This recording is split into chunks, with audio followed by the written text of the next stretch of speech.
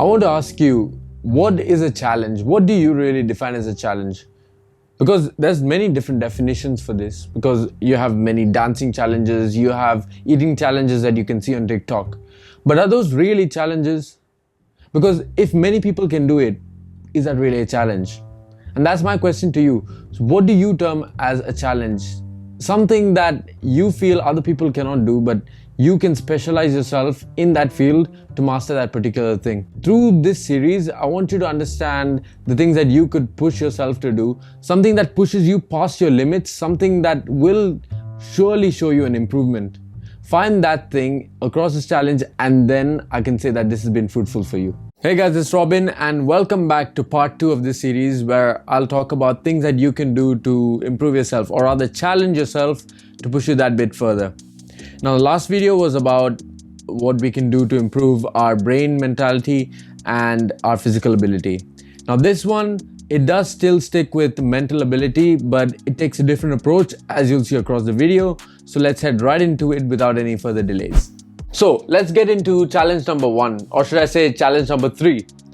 It's about you having to learn a valuable skill. Now this can come in the form of a real life skill or something on the internet. Because let me tell you this, I don't know what you guys watch, but from what I see on the internet, I can tell you that there's a lot to be exploited on the internet. Now, whether that's business, whether that's content creation, there's so many fields out there, and all you need to do is just go out there and try to explore yourself. Because till you go out there and understand what it is you work best in, you can never tell whether you'll be successful or whether you fail. Because honestly, there's a lot out there, and many people do tell you that the market is saturated, that there is a lot out there. Think about it. If the markets are saturated, then there's no point in people starting right now. So why do people like me and other people start in the first place? Let's say the whole YouTube phase was completely saturated. There's no more money to be made. There's no more benefit to going on the internet. Then why do I bother to be here in the first place? Because that would make no sense at all. It's not that it's saturated. In fact, it's that a few people have established themselves and they have a following, but that doesn't mean that a part of their following can't come to you. Or some people might watch both, right? And that's the same thing with even business. Just because there's one client going to a certain person doesn't mean all the clients are going to that one person. That's where you enter the frame, and then you gather a few clients, and then another person gathers a few clients, and that way they build a base. But the most important thing that I'm trying to say is that you have to put yourself out there. Because I'm going to make a video about this in the future, and if you guys stick around, you will find out what I'm going to talk about. But in essence, it's about how the markets actually aren't saturated yet, but there's going to be something that will come up that is going to destroy everything, and you want to get on this space before that comes. So if you guys are interested, and if you guys want to actually make some sort of impact, if you want to help other people out, I would say find your niche in whatever that is, and then try to exploit that as much as you can. Try to explore how different people make content, what strategies they use, and then adapt it to make it sort of your own strategy. And that way you will see success yourself. But more importantly, it's about getting your message out there, getting you out there. Now, that doesn't have to be on a large scale, it can be on a small scale, but you want to get your message out there. You want to get a following for your own ideas. Because think about it, wouldn't it have been cool if you told somebody 50 years ago that all you have to do is just talk in front of a phone and you could get paid for that? I'm telling you, there would be many people who'd bite your hand off for that opportunity. But now you have that opportunity. And while you might feel that the markets are saturated, there's so much more to be done. And so that's why it's not a lost cause if you still want to learn a valuable skill. Even now, you can still enter the frame. Because there is no time that's too late yet. There will be a time soon, but that time hasn't come yet. So you can still hop on if you are actually determined enough to join. Now, if you're thinking, what can I do to join this movement? Then there are many skills that you can employ. And it isn't just skills like coding and editing that actually pay.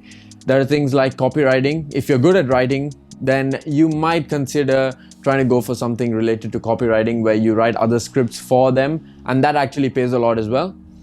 And there are general concepts that you should learn whether you want to get into the online space or not, which aren't spoken as much, and I will elaborate on this in the future, but just so that you guys know, the sales, human relation, and personal finance. Now, these three concepts, in whatever form that you learn, it's so essential that you learn them. And the sooner you learn, you're going to realize that that's going to help you for the rest of your life. And now I want you guys to comment down below what you think are some other essential skills that you feel others should be following, and maybe some things that I missed out because there's a lot to be done. I can't cover all of them in this video, but here are just a few to get your brain going. And comment down below on anything else that you guys would like to see. And I want you to think back to when you were young. What is that one thing that you could do no matter what?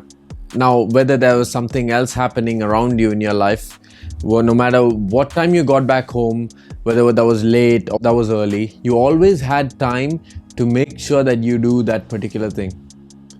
Now, that could be very simple. It could be something like playing football or something that really didn't require any effort from your side.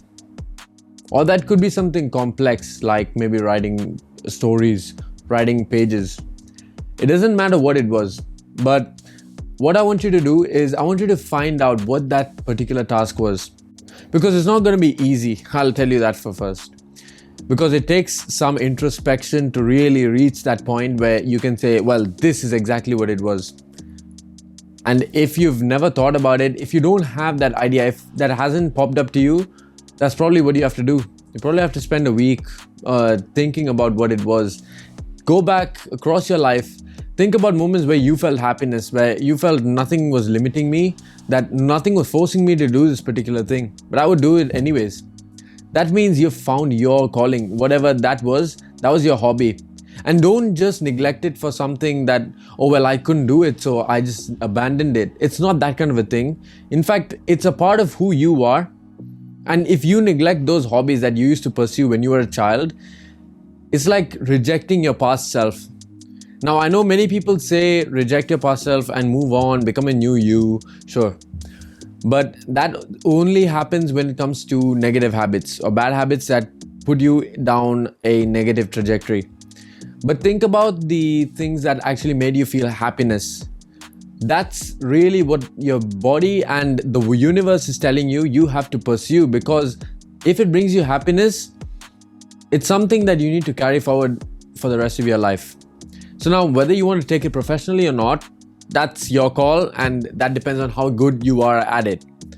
But let's say you're not that good at it, and maybe you're a beginner at it right now, but you want to take a few steps to reach a level where you can be certified in that particular field. Let's say that your dream goal in life is to write a book.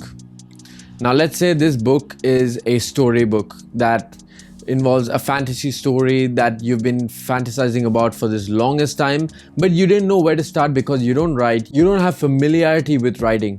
So you've never thought about actually pursuing that goal by taking steps to reach there. So what do? Well, it's pretty simple. So first things first, you have to decide that that's what you want to do. And even if you want to change, that's no problem. But the main thing is taking small steps and then reaching your goals and then your dreams ultimately, right? So what you have to do is choose, like I said in a previous video, take small steps or a simple task that you can do before you can jump that bit further. So let's say you want to write a book. You can't write a book tomorrow. You can't write a book in a month. It's going to take years actually, if you're going to gather your ideas, rewrite it 100 times. So if you're going to do that, you have to really dedicate time by practicing writing pages. Now, there's two ways you can go about this. Number one would be allocate a set number of minutes or hours a day, and you're going to write pages as long as that timer runs. Now, the second strategy would be you allot maybe a certain number of pages that you're going to do each day. And no matter what, you're going to get that done. And then you do the same thing tomorrow, and then the day after, and then you keep going.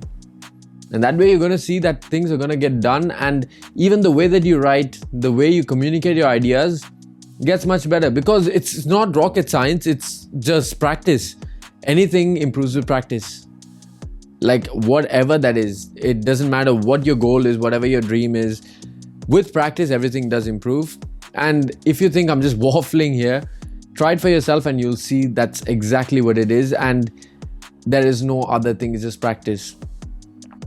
Let's say you want to go rock climbing maybe, and you want to climb a mountain. Well, you don't just start climbing a mountain. Maybe you want to climb Mount Everest. You don't start your first trek as climbing Mount Everest, is it? What you do is take steps. So first thing you could do is try climbing a rock climber's beginner obstacle course. Now you can find those in most places, but you go from there to the intermediate courses, to the expert courses, and then you keep doing it again and again. Then you develop your grip strength, and then you undergo mountaineer training, where you actually have to learn how it is up there in the mountains, because the conditions are way different to what you're used to over here. And then you take those courses, then you learn how the conditions are over there, and then you can decide whether you actually want to do it or not. But let's say you are hell-bent on doing that. Then you learn how the things are there, and then you learn the certain techniques to climb a mountain, because it's not exactly the same as rock climbing. And ultimately, you climb your first mountain, and then you climb an even higher peak. And then ultimately, over a few years, you can then finally take that trek on Everest. You don't start from a beginner and then go to the top all the way in a day or two. It takes a long time. So what you have to do is just give it that time, and then you'll reach there ultimately. So if you got a drift of the two challenges that I was talking about in this video, it really has to do with two things. So the number one thing was the skills that the world feels is important for you. And the second one was about the skills that you feel are important to you. So now these are two differing categories, right? But how do we relate them? Well, it's pretty simple. Let's draw a Venn diagram and relate the skills together. So this is the week's project for you. And if you're actually catching my drift, you're going to do this, and this will improve your life for sure. So the first thing I need you to do is get your Google Calendar or some alerts app that you always use, and write this reminder down right now. Day 7, skills reminder. And you should know what this is. What you need to do on day 7 is to make that final Venn diagram that will be satisfactory for both you and the world. And that product is something that you're going to carry for the rest of your life. And if you've made it up to day 7, then you're pretty worthy of this as well, because this is something that I don't think many people will do on here, because it's going to be a 7-day thing. Nobody's going to remember it for 7 days. But if you can do this, if you can stick around till day 7, you will be actually worthy of a result that it gives you. So what I need to do is write down the skills that the world feels are important for you, and the skills that you feel are important for you. So once you have a list of maybe 5 to 10 things in each category, then what I need you to do is draw the Venn diagram, draw the circles up, and rank them as you see in the figure here. I want you to rank each of these items however close you feel it is to the center. If your skill falls right in the dead center, that means that the world finds this skill helpful and you find the skill satisfactory for yourself. And that's the kind of skills that you need to pursue, and continuous effort needs to be put in those skills. Now, the closer you can get it to the center, the better. Now, if you feel that it's biased towards one side, then put it all the way to the edge. But if you feel that it's pretty closer than the other skills, then put it a bit closer to the center, and keep going like that till on day 7. I want you to finalize everything. Then I want you to make that final Venn diagram, and that you have to put somewhere that you'll remember. Maybe what I want you to do is make that Venn diagram, maybe online, maybe on Canva, and then print it out and put it right in front of your bed. So that every day that when you wake up, you see that, and then you realize what is actually important for you. What are the things that you want to pursue? What are the things that you don't want to pursue, so that you don't get tricked by anybody else's opinions. Now, even if I tell you something else in the future, but you don't feel that really aligns with who you are, then don't consider it, unless it aligns with what your interests are in that moment. So once you have this Venn diagram ready, on day 7, print it out and paste it right in front of your bed. And trust me, you will see within a year, you will be thanking me for this, because you'll see the difference that this will make is astronomical. And so with that, we come to the end of this video. And if you guys like this, please go ahead and drop that like, subscribe to the channel and hit the notifications bell. And go ahead and share it with your friends, especially those who need that little push to push them back in the right direction.